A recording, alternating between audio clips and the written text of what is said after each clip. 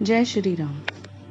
आज हम करेंगे रामचरितमानस बालकांड पृष्ठ संख्या 239-240। एक बार कलहु कि न हो, सिय हित समर जितब हम सो। यह सुनि अवर महिप मुस्काने, धर्मशील हरि भगत सयाने। काल ही क्यों न हो, एक बार तो सीता के लिए उसे भी हम युद्ध में जीत लेंगे। यह घमंड की बात सुनकर दूसरे राजा जो धर्मात्मा हरिभक्त और सयाने थे मुस्कुराए। सिय बिहा भी राम गरम, दूरी करी नृपन के। जीती को सक संग्राम दशरथ के रन बांकुरे। राजाओं के गर्व दूर करके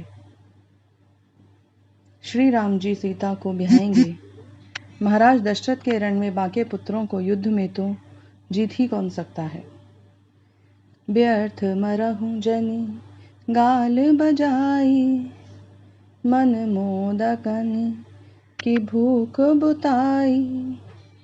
सिख हमारी सुनी परम पुनीता, जगदम्बा जानहु जिय सीता। गाल बजाकर व्यर्थ ही मत करो, मन के लड्डुओं से भी कहीं भूख बुझती है। हमारी परम पवित्र सीख को सुनकर सीता जी को अपने जी में साक्षात जगजननी समझो। जगत पिता रघुपति ही बिचारी, भरी लोचन छबि लेहु निहारी। सुंदर सुखद सकल गुण राशि, ए दो बंधु शंभु उर्वासी। और श्री रघुनाथ जी को जगत का पिता विचार कर नेत्र भर कर उनकी छवि देख लो। सुंदर सुख देने वाले और समस्त गुणों की राशि ये दोनों भाई शिवजी के हृदय में बसने वाले हैं। स्वयं शिवजी भी जिन्हें सदा हृदय में छुपाए रखते हैं, वे तुम्हारे नेत्रों के सामने आ गए हैं। सुधा समुद्र समीप बिहाई, मृग जल निरखी मरहु कत धाई। करहु जाई जा कहु जोई भावा, हम तो आजु जन्म फलु पावा।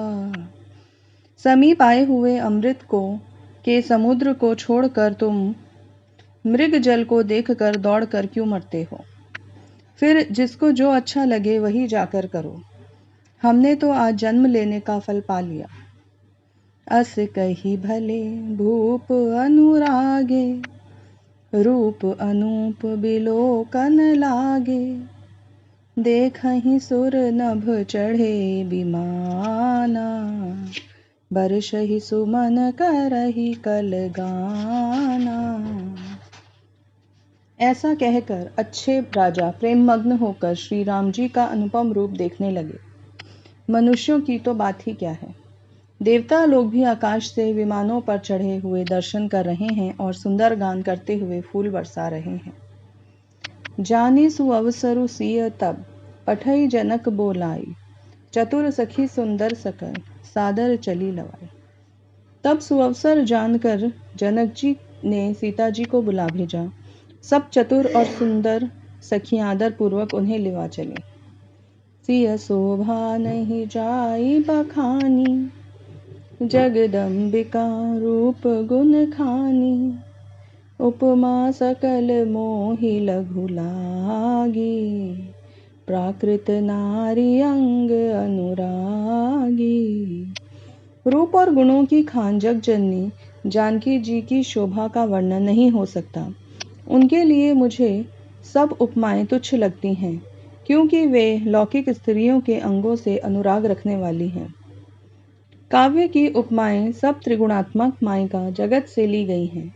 उन्हें भगवान की स्वरूपा शक्ति श्री जानकी जी के अप्राकृत चिन्मय अंगों के लिए प्रयुक्त करना उनका अपमान करना है और अपने को उपहासास्पद बनाना है। सिय बरनिय तेई उपमा देई, कु कबि कहाई अजसु को लेई। जऊ पट तरी अति समसिया, जग असी जुबती कहा कमनिया। सीता जी के वर्णन में उन्हीं उपमाओं को देकर कौन को कवि कहलाए और अपयश का भागी बने।